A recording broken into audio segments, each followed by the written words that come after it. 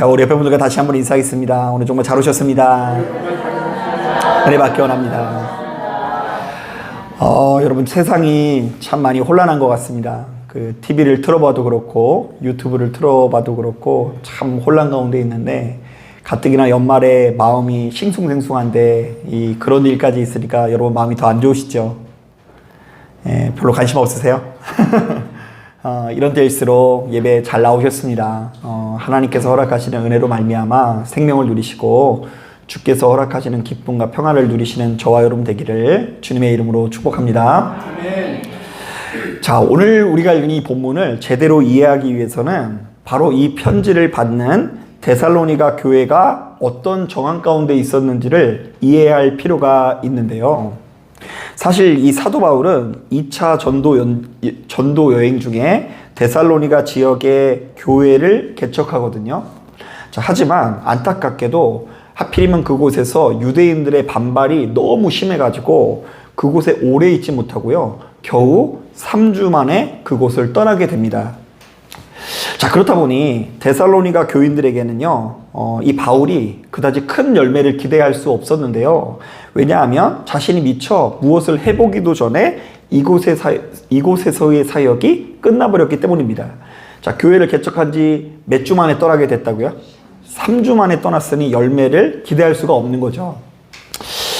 저도 목회를 해보니까요, 우리 성도님들이 견고한 믿음의 사람이 되기 위해서는 어느 정도 시간이 필요하다라는 생각이 드는데요. 자, 우리 성도님들이 적어도 몇 년은 함께 해야 될 것 같으세요? 네, 제가 몇 번 얘기한 것 같아요. 가만히 보니까 우리 성도님들이 적어도 5년 정도 함께 신앙생활을 하면, 이제 저 목사님이 어떤 생각을 가지고 있구나, 이런 것도 좀 알고요, 하나님의 말씀을 듣는 기도 좀 알게 되고요, 좀 마음이 하나가 되는 그런 것들을 제가 느껴져서, 그래서 이제 저 같은 경우는 이런 것들을 가지고 5년의 법칙이라고 부릅니다. 그래서 이제 성도님들이 오면은 이제 함께하는 시간이 몇 년 걸린다? 그 성경에 나온 이야기 아니니까 너무 적지는 마세요. 뭐 적을 필요 없어요. 그냥 5년 정도 지나야지 이제 성도님들이 함께한다라고 이렇게 생각을 합니다. 자, 그런데 이게 웬일입니까? 바울은 데살로니가 교회에 그야말로 번갯불에 콩 구워 먹듯이 아주 잠깐 스쳐 지나간 것 같은데, 바로 이 교회가 너무나 아름답게 잘 자라고 있다는 소식이 들려오는 것입니다. 자, 이들이 여러 가지 핍박 속에서도 신앙생활을 포기했어요? 안 포기했어요? 포기하지 않고요, 심지어 1장을 보면 모든 믿는 자의 본이 될 정도로 그 믿음이 성숙해졌다는 소식이 들려옵니다. 자, 그러자 이 사도 바울은 이들의 소식을 듣고 너무나 크게 감격을 하는데요. 자, 8절을 보니까 자신의 심정을 이렇게 고백합니다. 너희가 주 안에 굳게 선즉 우리가 이제는 살리라. 자, 이게 무슨 말일까요? 쉽게 말하면 바울이 데살로니가 성도님들을 보고 큰 위로를 받았다라는 거고요. 그리고 더 나아가서 바로 이들 때문에 자신에게 주어진 역경과 고난을 충분히 이겨낼 수 있을 것 같다라는 이야기를 하는 거예요. 지금 이 사도 바울은 지금 이 도시에 있는 거 아니거든요. 그런데 새로운 도시에서도 지금 엄청나게 핍박을 받고 있어요. 몸도 약하고 모아놓은 재산도 없고, 그리고 유대인들의 거듭된 방해 속에서 몸과 마음이 지치는 중이었어요. 그런데 데살로니가 교인들이 3주밖에 안 됐는데 엄청나게 성장하고 자랐다는 소식을 듣고 이 자신들이 크게 위로를 받았다는 이야기예요. 자, 한번 따라해 보겠습니다. 너희 때문에 내가 큰 위로를 얻었다. 한 번 더 따라하겠습니다. 너희 때문에 우리가 숨을 쉬고 살 것 같다. 사실 오늘날 우리들도 이와 비슷한 경험들을 자주 하게 되는데요. 자, 일단 대다수의 부모들이 자신들은 일평생 고생하고 수고하며 살았어도 누가 잘 사는 모습을 보면 좀 위로가 돼요. 자식이 잘 사는 거 보면 위로가 되고요. 또한 그 자녀가 결혼해서 아이라도 낳는 것을 보면 이렇게 고백을 하시더라고요. 나는 지금껏 엄청나게 고생을 했으나 이 모든 것이 너를 만나기 위한 가정이었다. 그래서 이제 손자, 손녀 나신 분들은 한동안 카톡 이 배경이 누구인 것 같으세요? 뭐 다 손자, 손녀예요. 삶에 오로지 자나깨나 이 손자인 경우가 많죠. 자, 그리고 어떤 분들은요, 일평생 죽도록 일하다가 난생 처음 내 집에 들어간 이후에 내 집을 장만한 이후에 그렇게 눈물을 흘리시더라고요. 자신이 처음에 이 결혼했을 때는 결혼식도 못 올리고 단칸방 사글세에서 살았는데 결혼 생활 30년 만에 처음으로 내 집을 갖고 보니 너무나 행복하다라는 것입니다. 그래서 아침에 눈을 뜨고 그냥 집에 일어났는데 그 어디나 무슨 나라요? 하늘나라처럼 느껴지고요.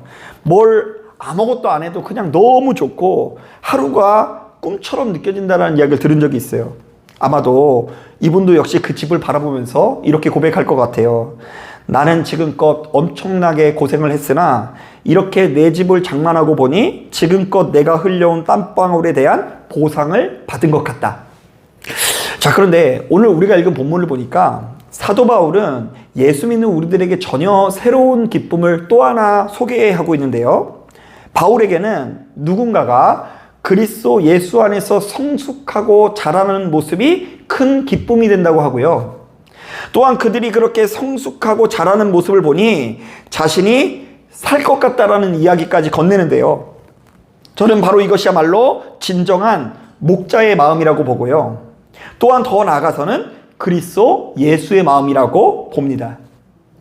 자, 그런데 바로 이것이 중요한 이유는 예수께서는 이 땅에 남겨질 제자들이 저마다 목자의 마음을 갖기를 원하시기 때문입니다. 자, 한번 따라해 보겠습니다. 예수께서는 자신의 제자들이 목자의 마음을 갖길 원하신다. 그래서 여러분 실제로 그 요한복음 21장을 보면요. 예수께서 원래는 뭐라고 말씀하셨냐면 베드로가 다 굴기 전에 몇 번 나를 배반할 거라고 말씀하시죠? 예, 3번 배반할 거라고 말씀하시죠. 그런데 이제 요한복음 21장을 보면 자신을 3번 배신한 베드로에게 이렇게 물으십니다. 요한의 아들 시몬아, 네가 나를 사랑하느냐? 그렇다면 내 양을 먹이라. 그러면서 또 이렇게 묻습니다. 요한의 아들 시몬아, 네가 나를 사랑하느냐? 그렇다면 내 어린 양을 치라. 요한의 아들 시몬아, 네가 나를 사랑하느냐? 그렇다면 내 어린 양을 먹이라. 베드로가 예수를 잘 몰랐을 때는 그를 배신했었어요.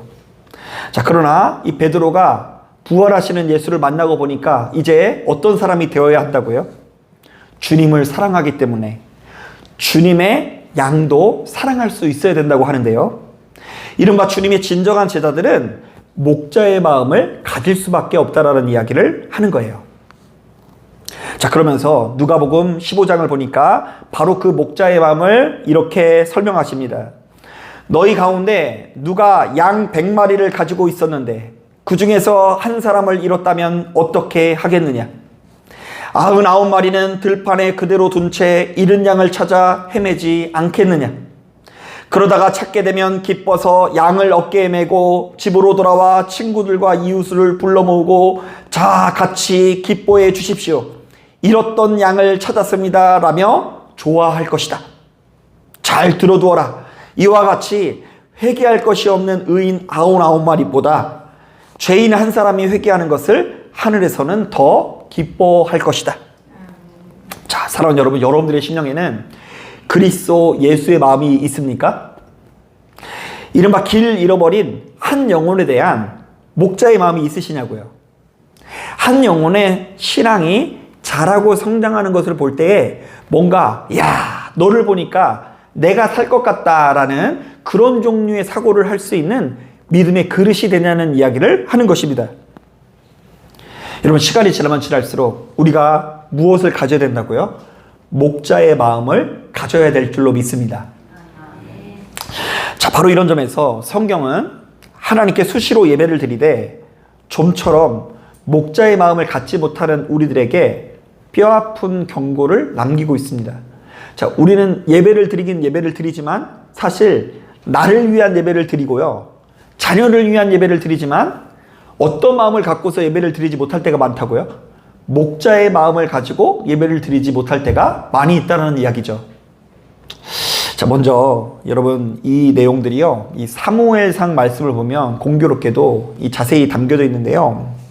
여러분 사무엘상 말씀을 묵상하면 제일 먼저 어떤 사람에 관한 이야기가 나오냐면요, 엘리 대제사장이 이스라엘 백성들을 향한 목자의 마음을 갖지 못하고 온통 자신의 아들들만 챙기는 모습을 보고 하나님께서 그를 강하게 책망하시는 장면이 나옵니다. 자, 이스라엘 백성들의 대제사장이라고 한다면 누구를 챙겨야 돼요?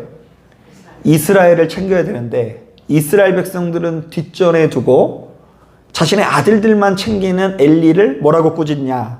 사무엘상 2장 29절을 보니까 이렇게 꾸짖습니다.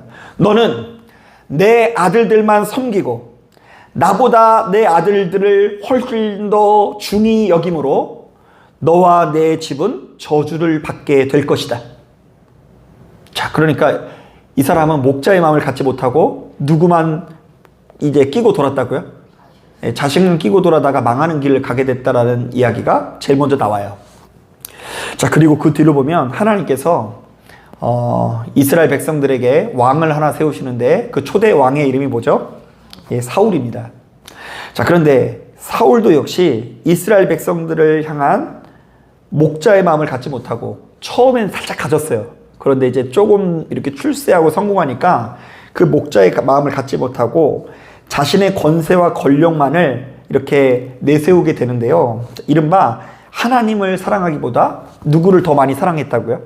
자신의 뜻을 앞세우면서 자기를 사랑하는 자의 모델로 사울이 등장하는데요. 자, 그래서 그가 갑자기 이 백성들이 말하기를 사울은 천천히요 다윗은 만만이라는 말을 듣고 뒤집어져서 악귀에 시달리는 인생에 이르게 되는 것을 볼 수 있어요. 자, 그러나 이에 반해서 다윗과 솔로몬이 철저히 목자의 마음을 가지고 이스라엘의 왕으로 즉위하게 되는데요. 그래서 그들이 이스라엘 백성들을 아끼고 사랑하는 마음을 가질 때는 형통하고요. 그러나 그들도 역시 목자의 마음을 잃고 백성들을 압제할 때에 이 왕으로 부름을 받은 사람들이 누구의 백성들을요? 하나님의 백성들을 업신여기고 학대하면 그들에게도 역시 크나큰 시련이 찾아오는 것을 볼 수 있습니다. 그래서 이제 제가 말씀을 드린 적이 있죠. 밧세바, 우리아의 아내 밧세바를 취하고 난 다음에 다윗이 그때부터 엄청난 이 반란에 시달리게 됩니다. 압살롬의 반란, 세바의 반란, 전염병, 막 엄청난 재앙이 이렇게 벌어지는데 이거는 그냥 단순히 저주받았다 이런 얘기를 하는 게 아니라 왕은 어떤 마음을 가져야 된다는 이야기예요? 목자의 마음을 가져야 되는데 목자의 마음을 갖지 못하고 어리고 작은 자를 압제할 때에 하나님께서 기뻐하지 아니하신다. 심판하신다. 하나님께서 어떤 분이신지를 우리에게 조명해주고 있는 것입니다. 자, 이런 점에서 저는 솔로몬이 1,000번째 드릴 때 하나님께 올린 기도를 굉장히 중요하게 생각합니다. 자, 여러분, 하나님께서 주시는 복을 누리고 싶으세요? 좀 아멘 좀 해주세요. 복 받아서 뭐 나쁜 거 없잖아요. 여러분, 하나님께서 주시는 축복을 누리고 싶으십니까? 그런데 어떻게 축복을 받는 줄 아세요? 어떻게 해야 받는 줄 아세요? 송아지를 몇 마리 드려야 된다고요? 1000마리 들여서 복을 받는 게 아니라요. 그 말씀을 잘 보세요. 뭐라고 하는지 들어보세요. 바로 이 기도를 하나님께서 기뻐하시는데요. 제가 한번 읽어볼게요. 여러분 총기를 가지고 한번 들어보세요. 이게 축복받는 비결이에요. 나의 하나님 여호와여, 주께서 종으로 종의 아버지 다윗을 대신하여 왕이 되게 하셨사오나 종은 작은 아이라 출입을 할 줄을 알지 못하고 주께서 택하신 백성 가운데 있나이다. 그들은 큰 백성이라 수요가 많아서 셀 수도 없고 기록할 수도 없사오니 누가 주의 이 많은 백성을 재판할 수 있사오리이까?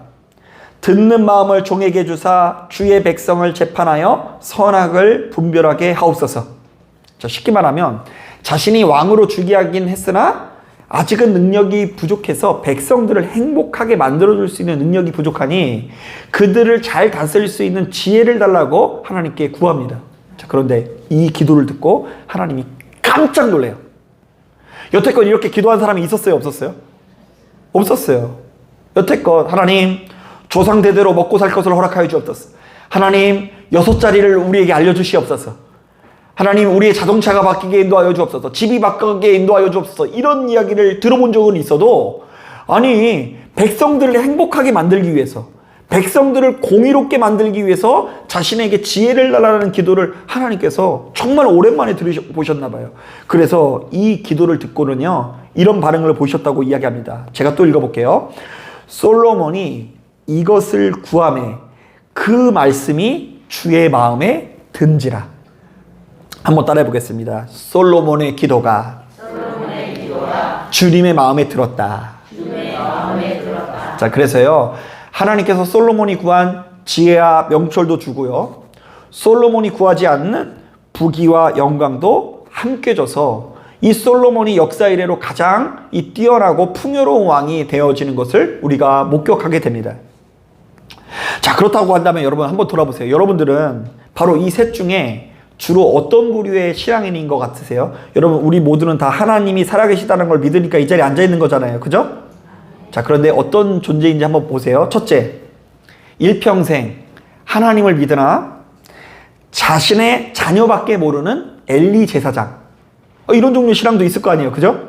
기도만 했다면 누구를 위해서 기도한다고요? 아들. 아들도 아니에요. 아들. 딸. 자, 그리고요, 2번. 생전 누구밖에 모르는 사울왕? 자기밖에 모르는 사울왕. 내가 왕인. 하나님을 이렇게 크게 여기기보다는 자기가 왕인 거예요. 근데 이제 가만히 보니까 목사들이 이렇게 되기 쉬워요. 이렇게 이제는 하니까 손에서 제가 뭐가 나가는 줄 알고. 그런데 이제 나는 아무것도 아니고 우리의 왕 되시는 분이 누구라고 고백해야 될까요? 하나님이라고 해야 되겠죠. 자, 그리고 세 번째, 하나님께서 주신 축복과 능력으로 이스라엘 백성들을 아끼고 사랑하려고 했던 다윗과 솔로몬. 자, 여러분, 이 세 가지 중에 어떤 믿음을 가지고 계십니까? 그동안 우리는 그냥 기도를 많이 하고 크게 하면 복을 받는다고 생각했어요. 이왕이면 여러분 금식하면 복 받는 걸 믿으십니까? 요즘에 아멘이 너무 짜졌어요. 그런데 여러분, 어떻게 보면 기도를 많이 해서 응답을 받는 게 아니고요, 그 기도가 크게 한다고 응답을 받는 것이 아니고요, 그리고 금식해서 응답을 받는 것은 더더욱 아닙니다. 자, 지금 우리가 드리고 있는 이 기도가 누구의 마음에 들어야 된다고요? 하나님 마음에 들어야 되는데, 그런데 그 기도는 주로 내가 목자의 마음을 품고 기도할 때에 하나님께서 나에게 주시더라는 것입니다. 자, 저는 이 자리에 참석한 여러분들이 아무쪼록 목자의 마음, 그리스도 예수의 마음을 가지시길 바랍니다. 자, 그런데 이게 쉽게 변하지가 않더라고요. 이 가만히 보면 어떤 분들은 주님 오실 때까지 아돌 하다가 그냥 끝내고요, 어떤 분들은 죽을 때까지 누구밖에 모르고요, 자기밖에 모르고요. 가만히 보면 한 번 목자의 마음을 갖는 분들은 가는 데마다 그 마음을 가지고 살아가는 것들을 흔하지는 않지만 제가 자주 보게 됩니다. 자, 그래서 어떨 때는 제가 이게 본래부터 예정되어 있는 건가 싶기도 합니다. 왜냐면 이제 맨날 자식 하는 사람들은 결국 다 자식이에요. 그리고 이 자기밖에 모르는 사람은 결국 자기밖에 모르고, 이 목자의 마음을 품는 사람들은 이제 계속 그 모습을 보이는 것을 볼 때에 원래 예정되어 있는 거 싶을 정도로 이 사람들이 그만큼 변하지 않게 느껴지는 게 되게 많아요. 자, 그러나 우리의 상태와는 상관없이 우리를 향한 하나님의 뜻은 분명한데요, 만약 우리가 주님을 사랑한다면 목자의 마음을 가져야 하고요, 우리에게 주어진 한 영혼을 업신 여기거나 박대하지 말고 천하보다 귀하게 여기는 능력을 누려야 될 줄로 믿습니다. 자, 오늘 우리가 읽은 본문에는 바로 이런 점에서 너무나 중요한 말씀이 나오는데요, 목자의 마음을 가진 바울이 자신이랑 피 한 방울 섞이지 않는 데살로니가 교인들의 소식을 듣고 너무나 크게 감격하고 큰 위로를 얻는 장면이 나옵니다. 자신이 겨우 그곳에 몇 주밖에 안 있었는데, 3주밖에 안 있었는데, 그렇게 얼마 있지도 않는 교회의 성도들이 이렇게 잘 자라는 모습을 보면서 바울이 이렇게 말합니다. 너희 때문에 내가 살 것 같아. 내가 복음을 전하다가 지금도 생명의 위협을 받고 큰 핍박을 받고 있으나 너희가 이렇게 자란 모습에 큰 위로와 힘을 얻었다. 자, 저는 바로 이 말씀을 묵상하면서 깨닫는 바가 많았는데요, 가만히 보면 우리들은 이 태생적으로 굉장히 이기적이거든요. 어떤 면에서 교회를 다니는 우리들조차도 자기밖에 모르고요, 내 자신의 안위와 내 가정, 자식들의 안위밖에 모르고요. 솔직히 말하면 하나님의 영광이나 뜻에는 별로 관심 없거나 완전히 뒷전일 때가 많죠. 자, 그렇다 보니 우리도 모르는 사이에 교회 생활은 어떤 계기가 되면 지루해지기 마련인데요. 왜냐하면 나와 내 가정은 너무나 소중하지만 사실은 이곳에 모인 사람들에게는 별다른 애정도 관심도 없기 때문입니다. 그래서 믿음의 성도들이 결국에는 하나님을 믿는 것 같아도 예배는 대충 드리고 어디 가요? 내 삶의 가장 소중한 누구요? 아들. 이 교회가 별로 재미가 없어요. 이 교회는 내 아들이 없기 때문이에요. 내가 일평생 소중하게 생각하는 그 친구, 내가 평생 그렇게 교제했었던 그 무엇인가가 이 교회는 없기 때문에 나도 모르는 사이에 내가 더 아끼고 사랑하는 무엇인가에게 마음이 뺏겨져서 그곳에 가서 자신도 모르게 예배를 드리면서 아들에게 이렇게 이야기합니다. 아들 때문에 내가 살 것 같다. 자, 그런데 아들도 그렇게 생각하는지 한번 잘 들어봐야 돼요. 하지만 여러분, 예수 믿는 우리들은 이 모든 것을 압도하는 그리스도 예수의 마음, 목자의 마음을 가져야 하는데요. 이른바 하나님의 나라를 향한 심장을 가지고 한 영혼을 천하보다 귀하게 여기는 우리들에게는 바로 이러한 믿음의 정신이 나타날 수밖에 없다라는 것입니다. 여러분, 바로 이 사랑이 없는 자는 잔치에 참여할 수 없습니다. 맨날 아들, 딸 이러는 사람이 어떻게 이 천국 잔치에 참여할 수 있어요? 바로 이 그리스도 예수의 마음, 한 영혼을 향한 사랑이 있는 자가 결국 잔치에 참여할 수 있는 것입니다.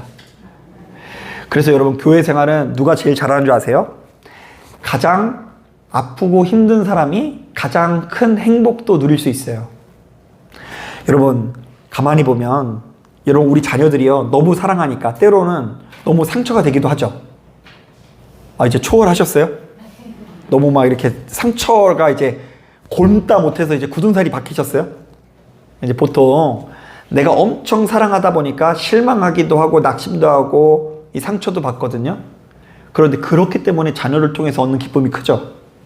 근데 마찬가지예요. 교회도요, 내가 이 만나는 사람들마다 그냥 적당히 어느 정도 거리를 두고 교회 생활을 하는 게 아니라 함께 어울려 뒤섞여 뒹굴다 보면요, 기쁠 때도 있지만 얼굴을 붉힐 때도 있죠. 그런데 바꿔 말하면 얼굴을 붉힐 때도 있지만 또 그로 인해서 기쁠 때도 있다 없다? 있더라고요. 가만히 보면 목사들에게도 이런 마음이 꼭 있어야 되겠는 게 뭐냐면요, 가만히 보면 이 성도님들은 목사님들에게 그렇게 이야기합니다. 아유, 목사님, 이제 교회를 막 개척했으니 얼마나 힘드시겠어요. 빨리 부흥해서 사례금을 많이 받으시길 바랍니다. 그러니까 이제 성도님들이 제일 걱정하는 거는 목사가 돈이 없을까봐, 그러니까 경제적으로 어려울까봐 이걸 많이 걱정을 해줘요. 자, 그런데 의외로요, 이 교회가 막상 이렇게 운영을 해보면요, 어떤 면에서요, 성도가 많지 않아도 금세 자립할 수 있는데요, 부자 한 사람이 와가지고 그냥 1억을 헌금하면은 그 교회 분명히 자립을 해요, 안 해요? 해요. 그럼 뭐 1억 받았으니까 내 인생이 그 어디나 하늘나라 뭐 이럴 것 같으세요? 아니에요. 거기서 오는 기쁨은 한계가 있고요. 바로 이 목회를 하는 가운데 내게 속한 한 영혼이 그리스도 예수 안에서 조금씩 성숙하고 나아지는 모습을 보는 게 기쁜 거더라고요. 바꿔 말하면 그 한 영혼이 또 고통스럽고 괴로운 것을 보면 무너지는 거예요. 그래서 제가 여러분들에게 부탁드리는 것은 제발 아프지 마시고 빨리 돌아가지 마시고 100년 사시길 바랍니다. 아멘. 성도님들 돌아가시는 것만큼 슬픈 일이 없어요. 아프신 모습을 지켜보는 것만큼 마음 졸이는 일이 없어요. 그래서 지금 저는 이제 우리 순두 집사님이 저렇게 모자를 쓰고서 앉아 계신 모습이 얼마나 이제 감사한지 모릅니다. 그냥 하나님, 몇 개월 전까지만 하더라도 지금 머리에서 뭐를 하냐 마냐 이러고 있었는데 이렇게 치료해 주시니 감사합니다. 이런 마음이 있거든요. 왜 이럴까? 나랑 상관없는 자로 여기는 게 아니라 애정이 있으니까 그 사람이 나아지는 모습을 볼 때에 행복과 기쁨을 누리는 거예요. 자, 여러분, 이 자리에 참석한 여러분들에게 목자의 마음이 있으면 내가 그 사람을 잘 가르치고 뭐 좋은 곳으로 인도하고를 떠나서 애정이 생기게 되는데요. 그 애정 있는 사람은 바로 이렇게 고백할 거예요. 너를 보니까 내가 살 것 같다. 너의 기쁨이 내 기쁨이다. 그래서 여러분, 이런 맛에 교회를 다닐 수 있어야 돼요. 자꾸 나의 출세, 성공, 그리고 내 가족 이거밖에 모르는 사람은요, 어느 순간이 되면 별로 교회가 재미가 없어져요. 하나님께 집중할 필요가 없어요. 왜냐? 내가 자녀가 잘 되기 위해서 기도하고 내가 출세하기 위해서 기도하는 사람이었는데 이미 다 잘 사는 거예요. 그럼 더 이상 기도가 절박하게 나와요, 안 나와요? 안 나올 수 있어요. 결국 내 옆에 있는 그 누군가를 바라보는 마음이 예수님의 마음이어야 돼요. 여러분, 오늘 본문에 나와 있는 이 사도 바울의 마음이 저와 여러분들의 마음이 되어져서 주변의 수많은 사람들을 위해서 함께 기도할 수 있는 여러분들이 되어야 하는데요. 그런 마음을 가지고 오늘은 특별히 우리 국가와 민족을 위해서 기도해 주시길 바랍니다. 되게 우리나라가 되게 중요한 시점이에요. 이제 그 며칠 전부터 우리나라 경제 지수가 별로 좋지 못하고 좀 어려움을 겪고 있는데, 이로 인해서 고통받는 사람들이 참 많고요. 특히 그 해외에 그 유학생을 보낸 분들이 지금 굉장히 충격을 받아더라고요. 애들한테 돈을 보내줘야 되는데 환율이 좀 움직여가지고 이게 굉장히 좀 어렵다, 이런 얘기를 제가 이제 라디오에서 좀 듣는 것 같아요. 여러분, 이 모든 어려움들이 속히 지나가고 하나님께서 허락하시는 평화와 기쁨이 이 땅에 함께 해달라고 기도해 줄 수 있는 여러분들이 되길 바랍니다. 자, 기도하겠습니다.